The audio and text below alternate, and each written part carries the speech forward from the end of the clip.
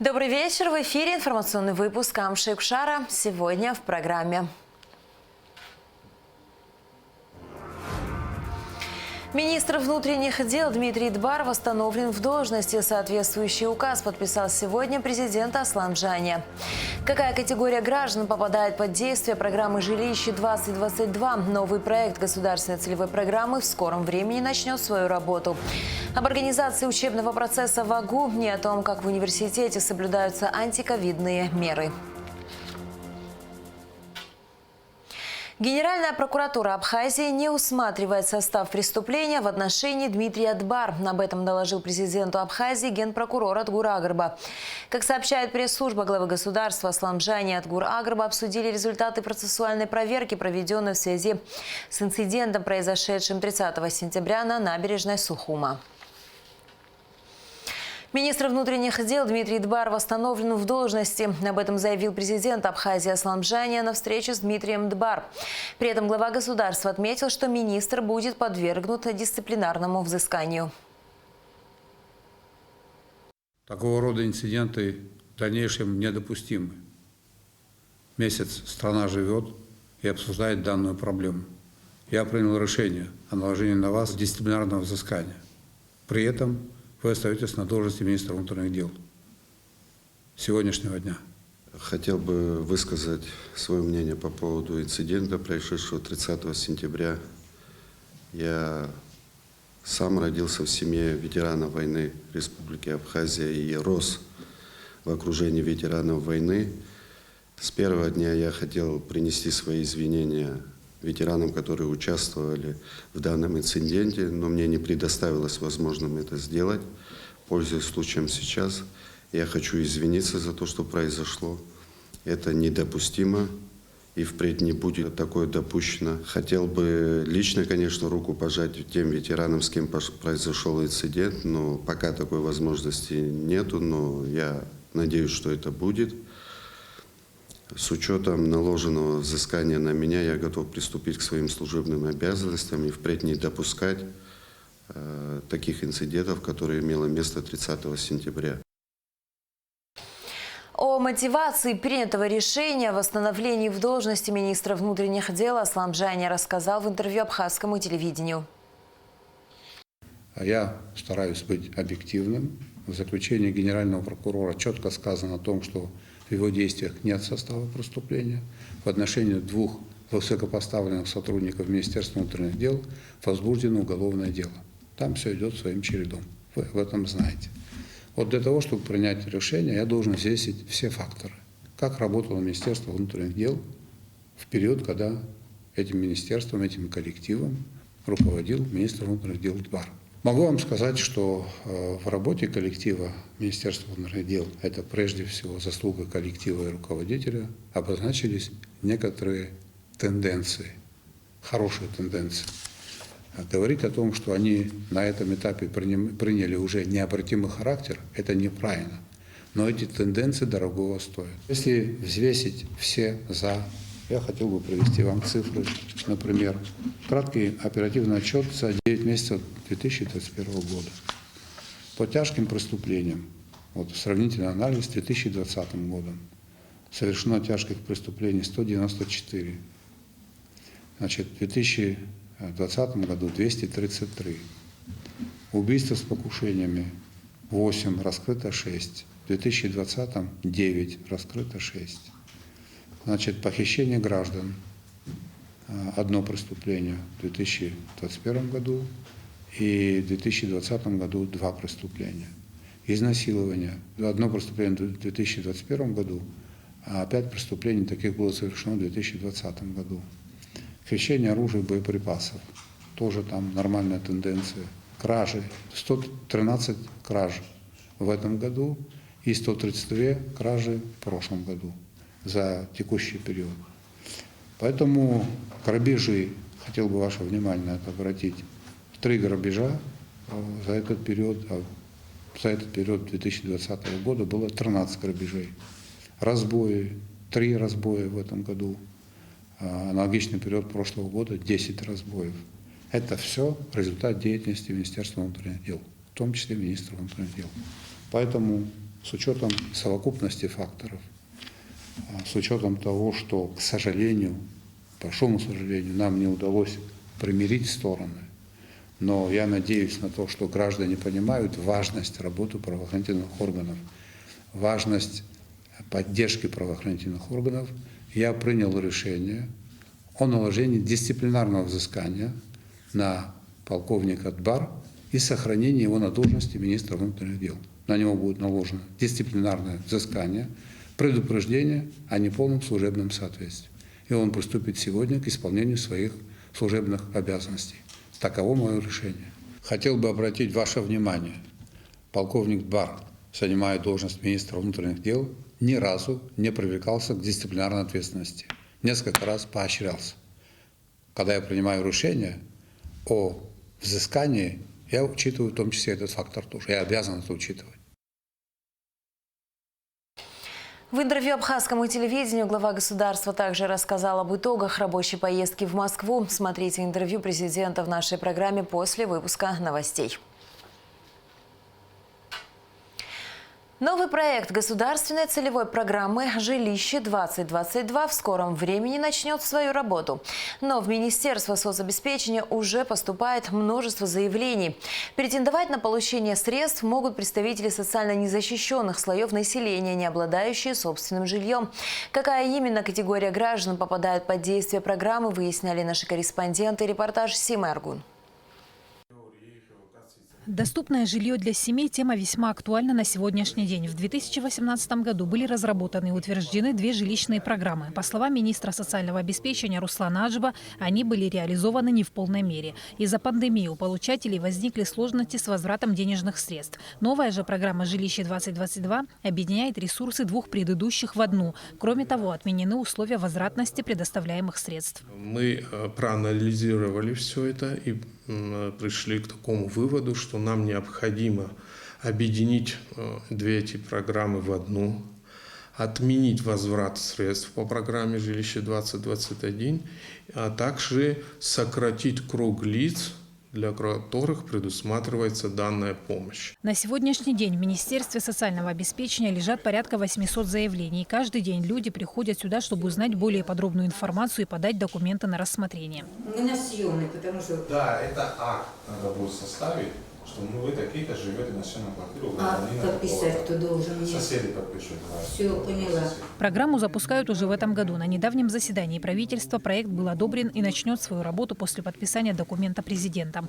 В рамках ее реализации планируется выделить 40 миллионов рублей на текущий год и еще 40 на следующий. Программа доступна для определенных категорий граждан республики, независимо от национальной принадлежности. Обязательное условие – это должен быть гражданином Республики Абхазия, а также лицо, которое не обладал и не обладает жилплощадью на территории Республики Абхазия и нуждается в жилье для постоянного проживания. Претендентами на получение данной помощи могут быть инвалиды первой группы, в том числе Отечественной войны народа Абхазии 92-93 годов, семьи погибших в Отечественной войне народа Абхазии 92-93 годов, многодетные семьи, то есть у которых 3 и более детей, семьи, в которых воспитывается ребенок-инвалид, а также дети, оба родителей которых погибли или пропали без вести. По словам одного из разработчиков программы Ромео Черкези, располагаемые средства не могут покрыть потребности всех заявителей. В приоритете более незащищенные слои населения. Именно поэтому в новой программе сузили круг категорий, претендующих на получение средств. Заявлений наиболее социально незащищенных слоев населения у нас в объеме, они сегодня составляют в больших количествах.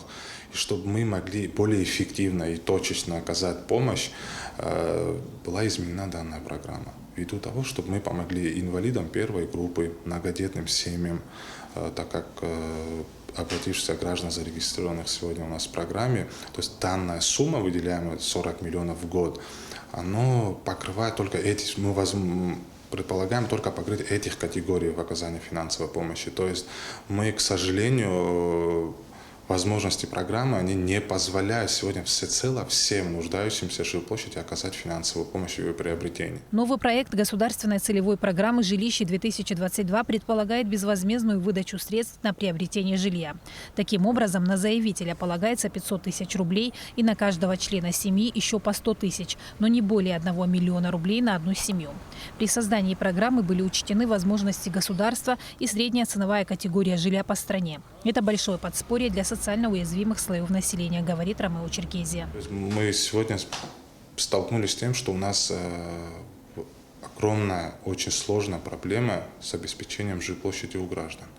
То есть отсутствие жилья сегодня на территории Абхазии. То есть до этих программ можно было предположить, что такая проблема есть, но сегодня мы имеем по факту и количество, и категории, и так далее. То есть у нас более сегодня подробная информация. Стоит отметить, что программа не предполагает выплату средств в руки заявителю. После одобрения получатель находит подходящее жилье и составляется договор купли-продажи. Каждый претендент может самостоятельно найти себе подходящую жилплощадь, договориться с хозяином этой жилплощади. Далее уже хозяин жилплощади, то есть продавец жилплощади, открывает расчетный счет в банке, куда мы в соответствии с предоставленными нам документами перечисляем денежные средства. То есть у нас нет никакого наличного оборота денежных средств. Для эффективной работы программы будет создана комиссия в составе представителей администрации президента, Министерств юстиции и социального обеспечения, депутатов парламента, а также общественных организаций. Разработчики программы отметили, что в дальнейшем в нее будут вноситься изменения и, возможно, расширение круга лиц, претендующих на жилье. Сима Аргун, Алексей Баструков, Абхазское телевидение. Медицинские специалисты Южного военного округа в мобильном многопрофильном госпитале, развернутом в Сухуме, приняли на лечение и консультацию более 1400 человек, заболевших новой коронавирусной инфекцией, сообщает пресс-служба ЮВО. В данный момент на лечении в стационаре находится 106 пациентов, 374 человека уже выписаны. В мобильных лабораториях полевого госпиталя проведено порядка 9000 различных клинических исследований, в том числе свыше 3000 ПЦР-тестов, более 1000 обзорных рентгенограмм грудной клетки. При Пицунской больнице возобновил работу дневной стационар для пациентов с коронавирусной инфекцией. По словам главврача Савелии Силитиди, это было необходимо в связи с увеличением количества заболевших. Также открыт пункт забора биоматериалов на ПЦР-обследование коронавирусной инфекции на бесплатной основе. В отделение могут обращаться пациенты с подтвержденным диагнозом COVID-19 и с назначениями лечащих врачей. В дневном стационаре будут работать посменно 3 бригады специалистов. На отделение рассчитано на 25 коек. В среду 3 ноября состоится заседание сессии парламента. В повестку дня включены 9 вопросов. Депутаты намерены внести изменения в некоторые законодательные акты в части регулирования проведения экспертизы временной нетрудоспособности и медико-социальной экспертизы, а также в законы о республиканском бюджете на 2021 год и о бюджете Пенсионного фонда на 2021 год. В повестку дня включен вопрос ратификации соглашения между Абхазией и Россией о взаимном зачете за выслугу лесслужбы в таможенных органах двух стран. Депутаты также должны принять решение об определении суммы средств на содержание контрольной палаты и бюджетной сметы аппарата уполномоченного по правам человека на 2022 год. На сегодняшний день в Абхазском государственном университете 40 подтвержденных случаев заболевания коронавирусной инфекцией среди студентов и 10 среди преподавателей. О том, как соблюдаются антиковидные меры в АГУ, в репортаже Эсмы Голландзе. Без масок в Абхазский государственный университет не пускают. У входа в здание постоянный контроль. Проверяют соблюдение санитарных норм и во время занятий. Мы заглянули в аудиторию. Здесь учатся будущие биохимики и химики. Студенты со знанием дела рассказали о необходимости соблюдения антиковидных мер. Когда я в первый день сюда пришел, меня без маски не впустили. И сказали, пока маску не найдешь, не пустим. И вот пришлось находить маску. И, порядок такой именно. Самое главное – менять маски каждые 2 часа, потому что уже пользы никакой от этого не будет. Бактерии, наоборот, собираются в маске, и уже наносится не польза, а вред уже. Вся моя семья в феврале 2020 года переболела ковидом. Тяжело переболели. И член моей семьи, бабушка, очень тяжело перенесла. И переболеть дважды не хотелось бы, честно говоря. В Вагу не пускают без масок, поэтому мы всегда и носим по 2-3 штучки, потому что каждый день меняем. Вы считаете, это правильная мера, необходима или так, для галочки? Ну, конечно, необходимо. Мы стараемся соблюдать все меры безопасности, ходим в масках. Естественно, когда выходим на улицу, стараемся тоже придерживаться, но когда рядом никого нету, можем снимать. А вы как химик скажите, вот молекула вируса проникает через маску? Молекулы проходят через все слизистые, поэтому маска как-то помогает. Система обучения в ВАГУ организована так, чтобы не создавать массового скопления людей. Некоторые факультеты работают в 2 смены. Перемены сократили до 10 минут, оставив одну большую 20-минутную. В основном все учащиеся соблюдают меры предосторожности. Нарушители здесь явление редкое. На каждом факультете есть кураторы, которые следят за дисциплиной. Конечно, мы часто организовываем всякие поездки, конференции, но в связи с эпидситуацией количество мероприятий сократилось, и мы стараемся оказать поддержку университету тоже по совместительству. Конкретно товарищам говорите надеть маски? Да, бывают, обижаются, но это они понимают со временем, что это все для их же здоровья делается. Сегодня в университете больше 2000 студентов. Из них 40 с подтвержденной коронавирусной инфекцией. Если учащийся обнаружил у себя симптомы COVID-19, он сообщает об этом в деканат. Группу отпускают на несколько дней. Если за это время заболевает кто-то еще, то группа уходит на 2-недельный карантин. Сегодня по Абхазскому университету, 340 человек находятся в изоляции. Практически это на всех факультетах есть заболевания, но мы стараемся в корне как-то это остановить, потому что просим все время студентов, чтобы они заранее сообщали нам и не приходили, главное, в университет. Среди преподавателей у нас 10 человек, но это совершенно не значит, что не проводятся занятия. Мы готовим замену. Всего в ВАГУ 3 входа, и у каждого стоят дежурные. Им к тому же помогает сотрудник милиции. Эсма Голанзе, Раму Камки, Абхазское телевидение. В связи с работами по укладке ливневого коллектора по улице Лакоба в среду 3 ноября с полуночи до 20 часов часть Сухума останется без подачи питьевой воды. Об этом сообщается на сайте администрации Сухума. Воды не будет в новом районе, массиве Гумиста, Старом поселке, в районе Колоса, на улицах Эшба и Адыгейская, в районе вокзала, Виема, в центральной части города, в районе рынка и маяка. На подстанции Бзыб прошло выездное совещание РУП «Черноморэнерго». Обсуждались вопросы организационных работ по инвестиционной программе, в частности, по монтажу нового оборудования, в том числе трансформатора мощностью 125 мегаватт. Установка данного трансформатора позволит увеличить мощность подстанции в 2 раза. РУП «Черноморэнерго» сообщает, что в графике ограничений по воздушной линии Шешелети-1 внесены некоторые изменения. На подстанции Синоп с 18 часов до 19 часов, а на подстанции Епит с 19 до 20 часов. 3 ноября в Гале состоится матч 20-го тура 3-го этапа чемпионата Абхазии по футболу сезона 2021 года. Встречаются галский Самурзакан и Афон. Начало матча в 15 часов 10 минут. Напоминаем, что прямую трансляцию всех матчей можно смотреть на канале Абхазского телевидения, в системе «Спорт» и в соцсетях. И в завершении выпуска о погоде.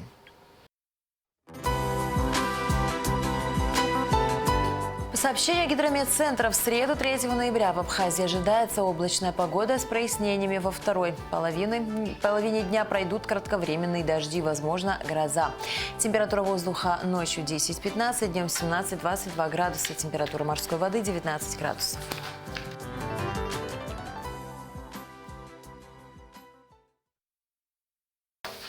На этом наш выпуск завершен. До скорых встреч в эфире.